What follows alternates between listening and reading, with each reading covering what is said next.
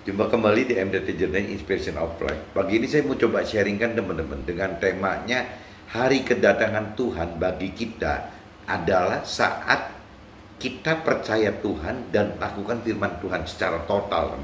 Nah ini apa ya, kalau kita bicara di Nasrani disebutnya kan kerajaan Allah, itu kerajaan Allah, hari kedatangan kerajaan Allah bagi kita. Ada asumsi teman-teman bahwa kerajaan Allah itu diasumsikan seolah-olah setelah kita meninggal dunia ya kita masuk pindah ke alam yang baru, alam akhirat gitu. Nah di situ baru kerajaan Allah datang gitu. Jadi banyak orang yang menunggu penghakiman itu di kerajaan Allah yang di alam akhirat nanti teman-teman. Tapi sebenarnya apabila kita mengacu kepada firman gitu ya, di firman itu dikatakan bahwa sebenarnya ya kerajaan itu sudah ada dari sekarang gitu, dan sejak kita hidup di dunia ini. Itu kalau saya baca di kitab Lukas, teman-teman, ini menyimpang sebentar di kitab Lukas pasal 17, kalau teman-teman lihat pasal 17 ayat 21, juga orang tidak dapat mengatakan, lihat ia ada di sini atau ia ada di sana, sebab sesungguhnya kerajaan Allah ada di antara kita, di antara kamu, di antara kita gitu. Jadi banyak orang yang mencari surga akhirat gitu, di sana di sini minta informasi itu gitu. Sebenarnya simpel sekali teman, bahwa kerajaan Allah itu adalah apabila kita sudah benar-benar hati kecil kita, kita totally ya, berarti tubuh jiwa roh kita bisa percaya bahwa Tuhan, kita percaya Tuhan gitu, benar-benar secara pribadi percaya ke Tuhan, dan juga kita benar-benar teman-teman mendalami pengertian akan Tuhan dan melakukan firman Tuhan. Dan saat kita percaya total itu dengan tubuh jiwa roh kita, dan saat kita melakukan firman Tuhan secara total karena kita sudah lebih dalam mengenal mengerti akan firman Tuhan, itu ya firman di kitab Lukas pasal 17 ayat 21 ini menyatakan bahwa ya sudah datang. Kita nggak perlu tunggu-tunggu nanti waktu wafat baru bisa mengalami penghakiman di alam akhirat nanti gitu. Jadi kita bisa berasumsi bahwa kerajaan Allah itu datang di kita ya setelah kita percaya dan melakukan firman Tuhan. Ya dalam hidup sekarang pun ya kerajaan Allah sudah datang teman-teman. Nah sedangkan firman kan katakan dahulukan kerajaan Allah dan kebenarannya, baru yang lain akan ditambahkan. Ya berarti kan waktu kita mengenal, kita percaya Tuhan dan mengenal Tuhan dari saat ini, dari saat kita hidup di dunia ini, ya kita bisa praktekkan ya apa yang diperintah peraturan Tuhan itu ya dilakukan dari sekarang aja teman-teman. Jangan menunggu nanti penghakiman nanti, itu kita lakukan sekarang. Berarti ya itu dahulukan kerajaan Allah dan kebenarannya, berarti kita sudah dari sekarang sudah mendahulukan itu, sudah melakukannya. Nah, adapun nanti konsekuensi, misalnya apakah Tuhan akan memberikan kelimpahan bagi kita, kesusahan duniawi bagi kita, ya firman Tuhan katakannya itu tambahan yang dari Tuhan gitu. Jadi kita sudah bicara hidup di dunia ini seperti waktu kita hidup di akhirat nanti teman-teman. Itu pengertian saya seperti itu teman-teman. Dan ini saya sempat sharingkan dengan Pak Joshua gitu sebagai mentor rohani saya, dan memang beliau gitu, Pak Joshua katakan memang seperti itu, bahwa kerajaan Allah itu sebenarnya datang di kita bagi orang yang memang percaya gitu, memang percaya Tuhan gitu, bahwa percaya Tuhan secara total gitu, baik tubuh jiwa rohnya, dan juga memang melakukan firman Tuhan oleh karena mengenal dan mengerti firman Tuhan, sudah dalam mengenal dan mengerti akan Tuhan, firman Tuhan itu teman. Nah ini saya pembukaan dari temanya seperti ini. Nah untuk lebih jelasnya teman-teman, saya coba ajak teman-teman baca di kitab Lukas pasal 17 teman-teman. Cuman ini bacanya dari ayat 20 teman-teman, dari 20 sampai 37. Itu nanti ada beberapa yang saya coba mau highlight gitu, bahwa ini yang penting ini loh teman-teman. Nanti setelah di-sharing saya aja. Sekarang saya bacakan total aja dulu pasal 17 teman-teman, ayatnya 20 sampai 37. Judul perikopnya teman-teman, kedatangan kerajaan Allah gitu. Kedatangan kerajaan Allah. Kedatangan kerajaan Allah secara kitab suci katakan seperti itu. Tapi kalau buat saya pribadi, ya kedatangan kerajaan Allah ya sama aja identiknya. Ya Tuhan ada di dalam kita gitu. Ya kapan Tuhan di dalam kita? Ada dua asumsi, bisa dari sekarang Tuhan ada dalam kita, atau banyak sekali orang awam yang mengatakan bahwa ya nanti setelah kita meninggal kita ketemu Tuhan di alam akhirat, lepas itu neraka atau surga gitu. Ya itu kelamaan kalau apa enggak dari sekarang aja kita coba bagaimana melakukan firman yang Tuhan inginkan, dan kita percaya total kepada Tuhan dari saat ini, dari saat kita hidup di dunia ini, teman-teman. Nah ini saya bacakan, teman-teman. Atas pertanyaan orang-orang Farisi, apabila kerajaan Allah akan datang, Yesus menjawab, katanya, kerajaan Allah datang tanpa tanda-tanda lahiriah. Nah ini yang mesti mencamkan itu gitu. Jadi tanpa ada tanda-tanda lahiriah, nanti ini itu nggak ada gitu. Ini firman yang katakan seperti ini gitu. Juga orang tidak, nah ini kalau bicara tanda-tanda lahiriah sampai ke kiamat pun sama, teman-teman. Kiamat itu adalah tanda-tanda lahiriah kan, dunianya ambruk semua gitu. Nah ini firman katakan kerajaan Allah datang tanpa tanda-tanda lahiriah gitu. Berarti memang ada di kita sendiri, teman-teman.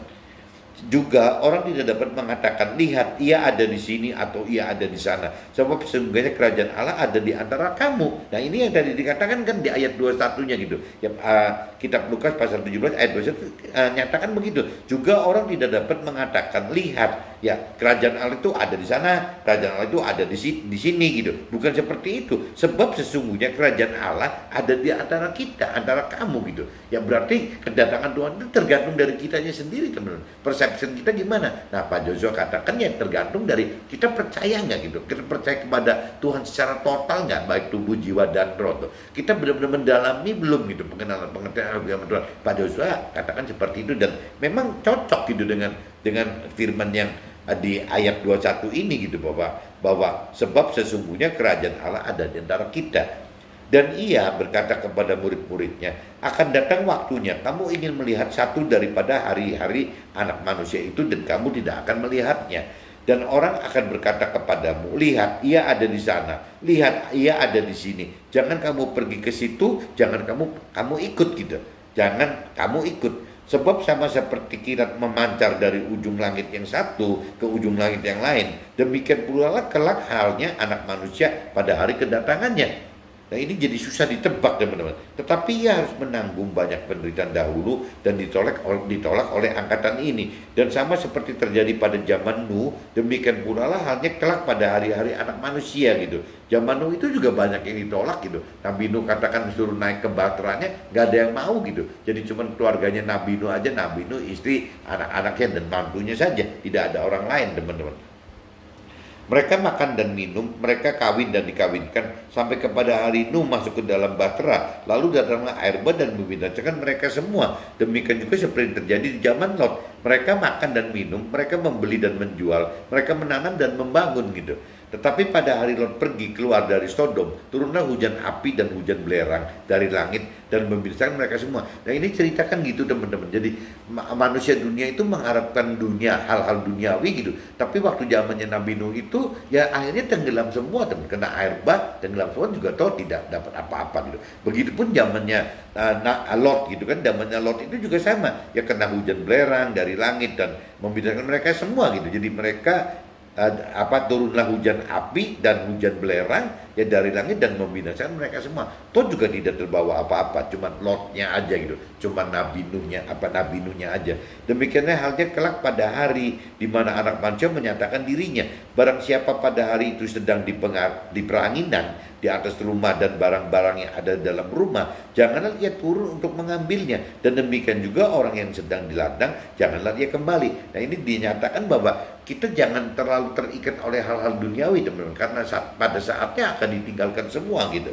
Ingatlah akan istri Lot, barang siapa berusaha memelihara nyawanya, ia akan kehilangan nyawanya, dan barang siapa kehilangan nyawanya, ia akan menyelamatkan nyawanya. Nah ini nanti saya coba di sharing, akan saya coba berusaha jelaskan, teman-teman. Ini kok jadi bingung sekali. Barang siapa berusaha memelihara nyawanya, ia akan kehilangan nyawanya, dan barang siapa kehilangan nyawanya, ia akan menyelamatkan nyawanya. Nah ini kalau saya lihat di kitab bahasa gitu ya, nyawa itu apa sih? Oh, nyawa itu perantara antara jiwa dan roh, teman-teman. Jiwa dan roh. Nah, di mana kalau bicara dari sisi dari sisi rohani gitu, yang saya tahu itu bukan cuma jiwa dan roh aja, tapi ada tubuh gitu. Jadi ada tubuh, jiwa dan roh. Nah, nyawa ini kalau secara bahasa kita bahasa itu adanya di antara jiwa dan roh. Tapi kalau saya bilang secara rohani, ya pasti jadi nyawa itu antara jiwa dan roh yang berdampak kepada tubuh gitu. Pasti ngait semua, teman.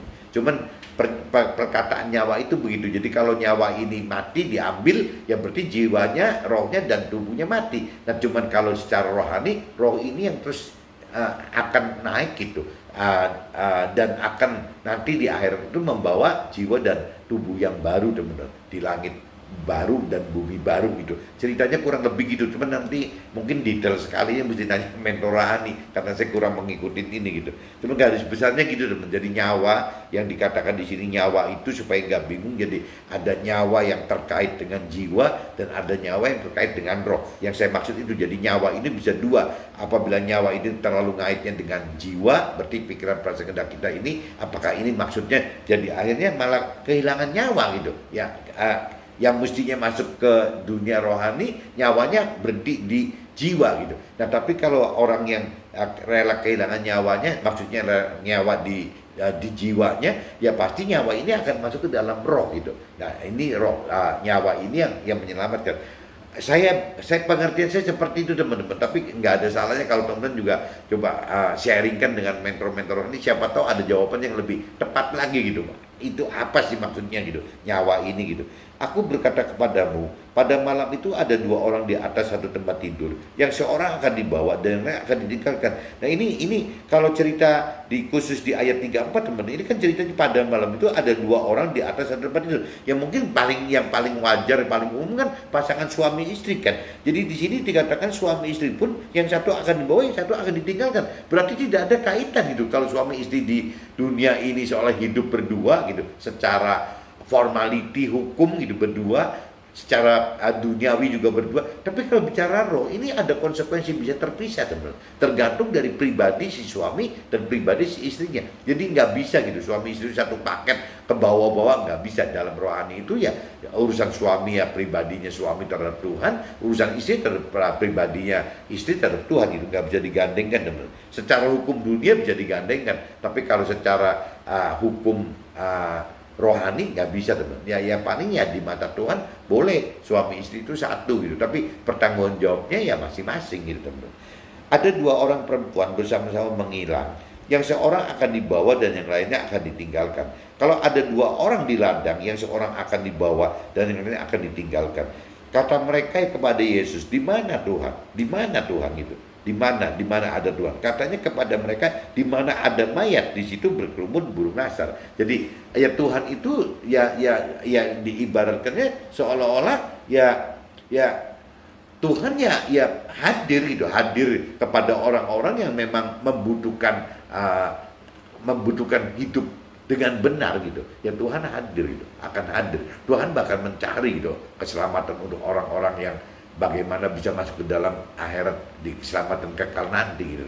Ini saya udah bacakan, teman-teman, di kitab Lukas pasal 17 ayat 20-37. Nah, saya coba langsung aja lompat, teman-teman, ke kitab 2 Petrus, teman-teman, supaya nanti bisa sharingnya nggak kelamaan gitu. Kitab di 2 Petrus, teman-teman, 2 Petrus pasal 3, teman-teman, ayatnya 1 sampai 16. Nah, ini saya coba bacakan, teman-teman, hari Tuhan gitu. Periklopnya judulnya hari Tuhan.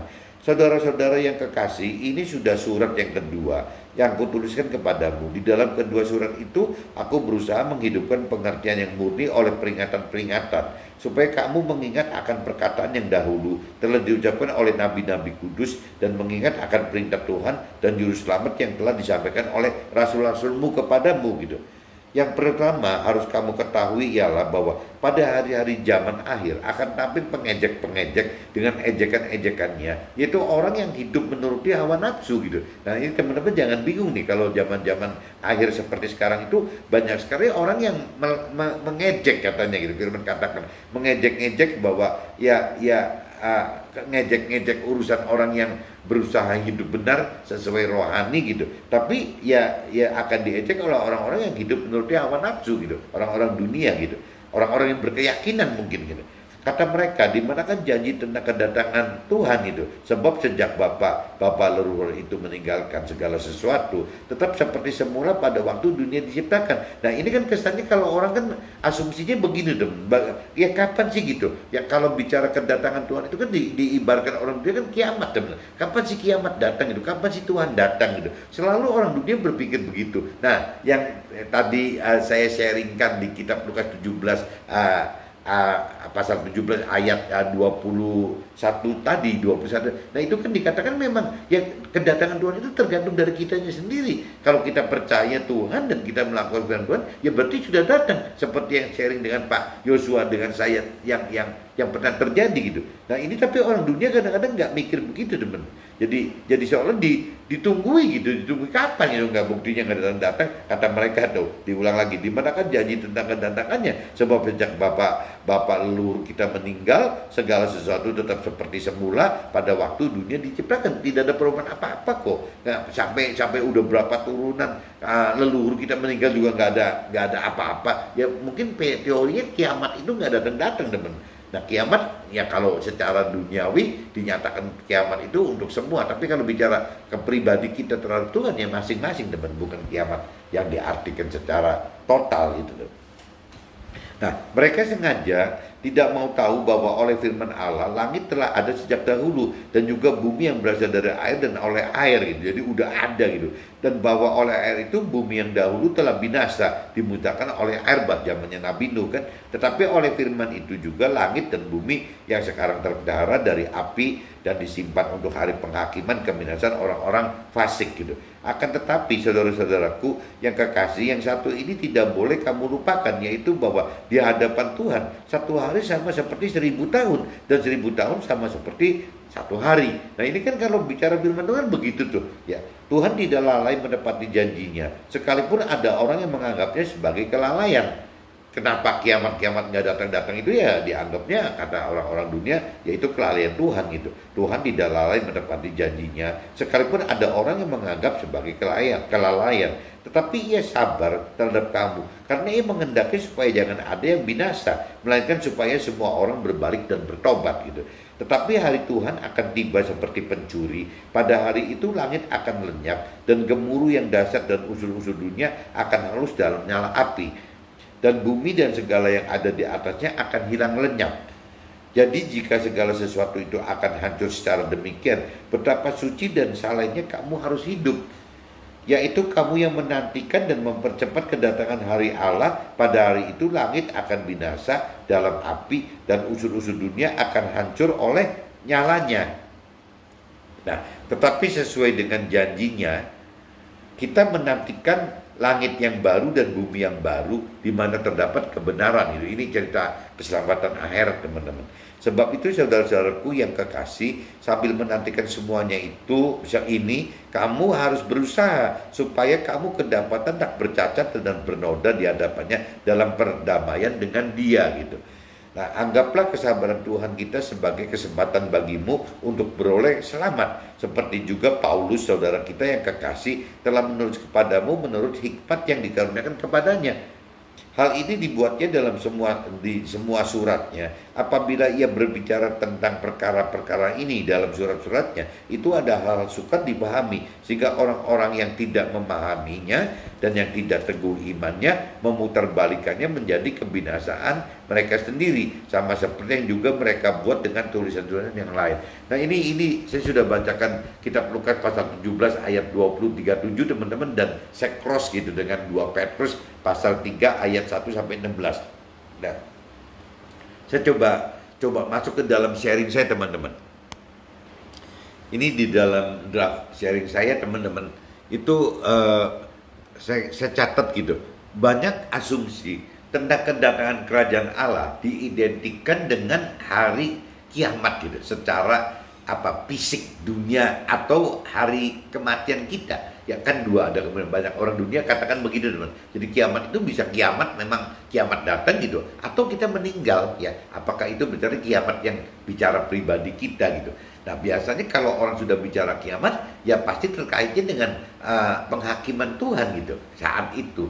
Nah, padahal firman katakan kerajaan Allah datang tanpa tanda-tanda lahiriah. tertulis pada Lukas yang 17 ayat 20 tadi itu, bahwa tidak ada tanda-tanda lahiriah. Jadi kalau kita yang sudah lebih mengerti akan firman Tuhan, lebih baik teman-teman beranggapan kiamat itu bukan kiamat secara lahiriah, dunia ambruk gitu, datang ambruk semua karena kiamat, atau kita meninggal gitu, setelah lahirnya kita meninggal.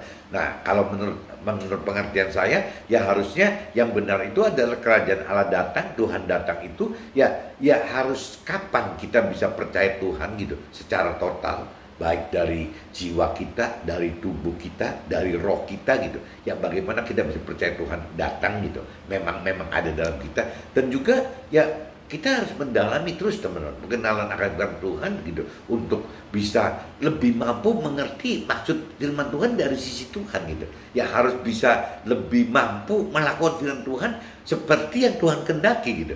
Nah, apabila kita percaya, iman percaya kita sudah bisa ke level itu, totally kita percaya kepada Tuhan secara roh gitu, jiwa dan tubuh kita, dan juga kita sudah melakukan firman Tuhan seperti kedalaman, sesuai kedalaman pengenalan pengertian firman Tuhan yang Tuhan kehendaki gitu. Ya harusnya ya kerajaan Allah itu ya sudah datang pada kita. Nggak perlu harus menunggu kiamat gitu, nggak perlu harus ada penghakiman di akhirat. Tapi dari dunia sekarang kita hidup pun kita sudah bisa berasumsi kerajaan Allah sudah datang bagi kita. Sehingga hidup kita teman-teman coba berjuang terus menerus akan bagaimana melakukan firman Tuhan ya, dengan meski ada di dunia ini gitu, untuk bagaimana kita persiapkan kematian kita yang nanti di langit baru dan bumi baru itu gitu.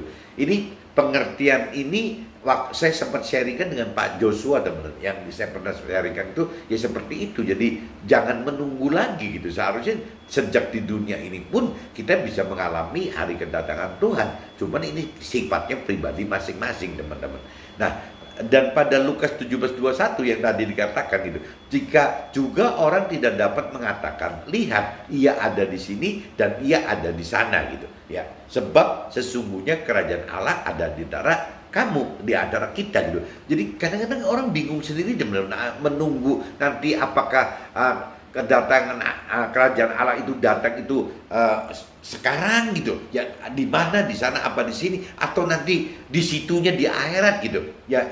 Itu firman katakan sebab sesungguhnya kerajaan Allah ada di antara kita gitu. Jadi ya kembali dan dikatakan gitu ya, apabila kita percaya Tuhan gitu secara total dari sisi tubuh, jiwa, roh, dan juga kita mengenali firman Tuhan dan melakukan firman Tuhan dengan kedalaman dari pengenalan pengertian dari sisi Tuhan gitu, yaitu kerajaan Allah sudah datang gitu. Jadi Tuhan sudah datang kepada kita. Tidak perlu harus kita tunggu-tunggu nanti kiamat atau nanti kita menghadap Tuhan di alam akhirat. Justru buang waktu teman-teman. Jadi lebih baik dari sekarang ada pengertian seperti ini sehingga kita maksimal melakukan firman Tuhan gitu. Apa yang Tuhan perintah peraturannya kita jalankan dari sekarang teman-teman, untuk mengumpulkan yang bekal di akhirat nanti gitu. Tapi kalau kita tidak ada pengertian seperti ini, jadi kadang-kadang kita ragu sendiri, teman. Tetap mencari di sana di sini, tetap seperti itu gitu. Karena memang firman katakan seperti itu gitu. Nah, kerajaan Allah di antara kita yang mau percaya Tuhan dan firman-Nya, dengan mau mengenal dan mau serta mampu mengerti, dan juga mau serta mampu melakukan firman Tuhan gitu. Untuk mampu, kita butuh menghidupkan roh Tuhan di dalam kita sebagai kuasa Tuhan untuk membuat kita mampu mengerti dan mampu melakukan dengan benar gitu, sebagai wujud yang kerajaan Allah sudah ada dalam kita. Nah, itu perlunya itu teman-teman. Jadi kita butuh percaya gitu, kita butuh percaya Tuhan secara total, dan kita butuh melakukan firman Tuhan juga secara total. Yaitu karena asumsi bahwa apabila kita seperti itu ya berarti kerajaan Allah sudah datang. Berarti kita bisa prepare well gitu. Kita bisa persiapan lebih benar gitu ya, untuk yang menjelang nanti di akhirat nanti gitu teman. Yang seperti Tuhan katakan, Tuhan janjikan itu gitu. Nah, firman di kitab Lukas 17:33 teman-teman, barang siapa berusaha memelihara nyawanya, ia akan kehilangan nyawanya. Dan barang siapa kehilangan, ia akan menyelamatkan nyawanya. Nah, ini kalau tidak kita detailkan, bingung sendiri teman. Ini kan maksudnya apa gitu? Barang siapa berusaha memelihara nyawanya, ya ia akan kehilangan nyawanya. Dan barang siapa kehilangan berarti kehilangan nyawanya. Ia akan menyelamatkan nyawanya. Lah, yang mana ini nyawa dengan nyawa gitu. Nah, arti kata nyawa, saya coba tadi usil cari di kitab bahasa gitu. Ya, nyawa itu gabungan antara jiwa dan roh gitu.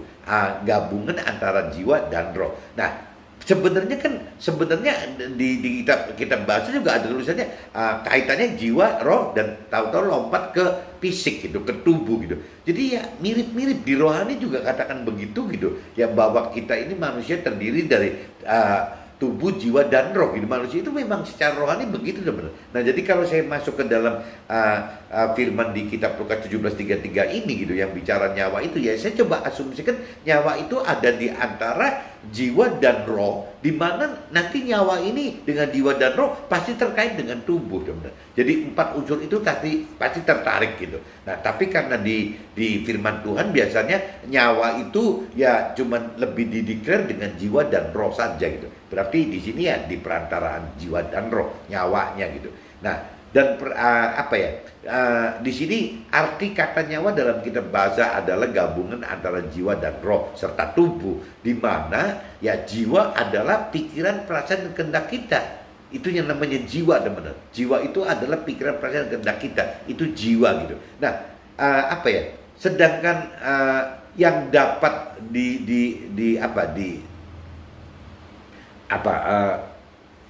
yang dapat bidasa gitu. Jadi cerita kalau cerita pikiran, perasaan, dan kehendak kita itu ya ujung-ujungnya ya bisa urusannya dengan kebinasaan gitu. Nah, sedangkan cerita yang namanya roh gitu. Roh itu kalau tadi kan jiwa gitu. Jiwa itu pikiran, perasaan, kehendak yang bisa binasa gitu. Sedangkan roh itu adalah pikiran, perasaan, serta kehendak Tuhan seperti tertulis dalam firman Tuhan gitu. Nah, sedangkan roh itu pengertian saya seperti itu. Jadi kalau jiwa itu adalah pikiran, perasaan, kehendak kita gitu yang bisa binasa, sedangkan roh itu adalah pikiran, perasaan, kehendak Tuhan yang tidak bisa binasa gitu, yang kekal gitu, yang ada ditulis di dalam firman Tuhan, yang menyelamatkan nyawa dan tubuh baik di dunia maupun di akhirat nanti. Nah, ini jadi kalau nyawa ini kita bagi dua, teman. Nyawa yang terkait dengan jiwa, ya berarti kalau kita pegang jiwa ya akan membinasakan gitu. Maksudnya gitu, teman-teman. Nah, apabila nyawa ini pegangnya roh gitu ya, itu menyelamatkan. Itu saya asumsikan di kitab 17 di kitab Lukas pasal 17:33 itu seperti itu. Jadi nyawa yang satu kebawa ke jiwa, yang satu nyawa yang kebawa ke roh gitu. Nyawa yang kebawa ke jiwa ini bisa mematikan gitu, yang membinasakan. Tapi kalau nyawa yang kebawa roh ini yang menyelamatkan. Pengertian saya seperti itu. Mudah-mudahan nggak salah, teman. Jadi ini nanti nyawa ini yang terkait dengan jiwa dan nyawa ini yang terkait dengan roh. Ya ini pasti gitu kalau terkait juga akan dengan tubuh gitu, karena memang satu unsur satu di manusia itu seperti itu jadi satu, teman-teman. Nah, banyak orang yang hidup menuruti hawa nafsu yang sanksi dengan janji-janji firman Tuhan gitu, teman-teman. Jadi malah jadi menyangsikan, yaitu yang tadi firman tadi katakan, ya kapan segini, kapan segitu, sanksi banget gitu. Banyak orang yang hidup menuruti hawa nafsu yang sanksi dengan janji-janji firman Tuhan, dan Tuhan sudah tuliskan gitu. Kalau kita mau kupas lebih dalam, teman-teman, coba kita kembali melihat ke kitab 2 Petrus tadi, teman-teman. Kita lihat di 2 Petrus pasal 3 ayat 9, teman-teman. Ya, pasal 3 ayat 9. Di sini dikatakan Tuhan tidak lalai. 2 Petrus pasal 3 ayat 9, teman-teman. Tuhan tidak lalai menepati janjinya, sekalipun ada orang yang menganggap sebagai kelalaian, tetapi ia sabar terhadap kamu, karena ia menghendaki supaya jangan ada yang binasa, melainkan supaya semua orang berbalik dan bertobat. Nah, ini kalau saya universal, saya balik kamunya menjadi kita, teman-teman. Tuhan tidak lalai mendapat janji-janjinya, sekalipun ada orang yang menganggap sebagai kelalaian, tetapi Tuhan sabar terhadap kita gitu ya, karena Tuhan menghendaki supaya jangan ada yang binasa, melainkan supaya semua orang berbalik dan bertobat. Nah, jadi asumsi Tuhan seperti itu, teman. Kenapa Tuhan seolah seperti lalai menepati janji, seperti menunda-nunda janjinya? Ya karena Tuhan nunggu kita gitu. Tuhan itu bagaimana supaya bisa menunggu kita, supaya bisa diselamatkan gitu. Tuhan itu sabar gitu, menunggu kita supaya kita mendapatkan keselamatan, supaya mendapat petuaian daripada janji Tuhan ini. Tapi kalau Tuhan buru-buru gitu, menepati semua janji-janji Tuhan, yang dikhawatirkan kitanya nggak kebagian teman-teman. Nah, adapun waktu Tuhan menunggu kita, nah kita asumsikan kok orang dunia, padahal Tuhan lagi menunggu kita gitu. Ya, kok kita malah komplain, kok orang-orang dunia kok pada enak-enak aja sih, tuh nggak apa-apa. Sejak zamannya dari leluhur mereka gitu-gitu tuh nggak apa-apa. Padahal bukan yang Tuhan lihat itu orang-orang dunia yang dipenuhi dengan hawa nafsu, tapi yang Tuhan lagi lihat itu, Tuhan sedang tunggu itu adalah kitanya sendiri. Ya, karena kitanya ya belum bisa berubah gitu. Sehingga Tuhan seolah kesannya panjang sabar menunggu kita. Maksud dari pengertian saya di ayat 9 itu teman-teman. Jadi jangan kita komplain Tuhan kok nggak menepati janji, lalai atau apa, bukan gitu. Karena Tuhan nggak peduli orang dunia yang yang hidup dengan kepenuhan nafsu duniawi. Yang Tuhan butuh itu kitanya gitu. Ya kitanya kapan gitu siap untuk bisa menerima janji Tuhan, bukan orang dunianya gitu. Orang dunia tidak menerima janji Tuhan. Orang dunia menerima ya janji-janji dunia yang mereka ciptakan sendiri gitu. Tapi kalau bicara janji Tuhan kan kita menunggu gitu. Kapan janji Tuhan itu? Ya Tuhan bilang begitu. Ya Tuhan menunggu kita gitu, dengan sabarnya. Ya Tuhan bukan mengendaki kita mengcompare atau membandingkan kenapa orang dunia begitu, jadi kebalik teman-teman. Jadi Tuhan itu panjang sabar karena kita belum mampu ya untuk bisa memenuhi janji Tuhan gitu. Ini yang mesti kita koreksi. Nah, kedua teman-teman, seperti juga yang ditulis di 2 Petrus gitu. Ya, di 2 Petrus juga gitu. Ya, ini kan kalau kita bicara di 2 Petrus pasal 39 dan 2 Petrus 3 pasal 14, agar penundaan janji Tuhan itu kan adalah sebagai kesabaran Tuhan bagi kita yang untuk memperoleh keselamatan akhirat. Sebenarnya kan itu gitu. Nah, tadi kan dijelaskan bahwa di kitab 2 Petrus pasal 3 ayat 9 itu kan kita Tuhan panjang sabar gitu menunggu kita. Nah, sekarang kalau kita bicara di kitab 2 Petrus pasal 3 ayat 14-nya gitu.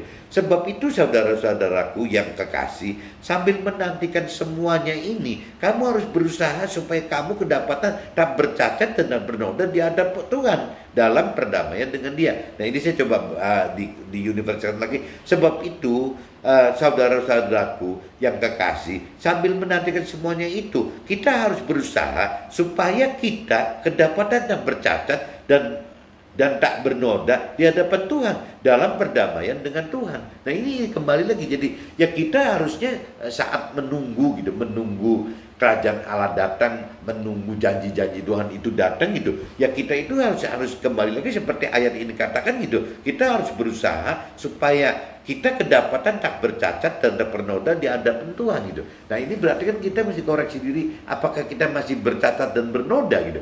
Apa sih bercacat dan bernoda? Selama tidak melakukan firman Tuhan, ya berarti bercacat dan bernoda, bahkan berdosa teman-teman. Nah, ini yang kita harus terus geluti terus, bagaimana kita harus terus menerus mengenal akan firman Tuhan, bagaimana kita harus mampu mengerti firman Tuhan secara terus menerus, dan kita juga harus mampu melakukan firman Tuhan teman-teman, supaya kita tidak bercacat dan bernoda gitu. Waktu kita tidak bercacat dan bernoda berarti kita tidak berdosa. Waktu kita berdosa ya berarti kita akan masuk ke selamat akhirat. Nah, balik lagi, biasanya kalau kita udah bicara alam akhirat itu sasarannya adalah surga, ya kembali lagi kita tinggal bicara mau berhenti sebagai pelaku firman yang hanya sebagai warga sorga, atau kita menjadi mengajarkan firman atau memberitakan firman untuk bisa menjadi tim dari kerajaan sorga tersebut.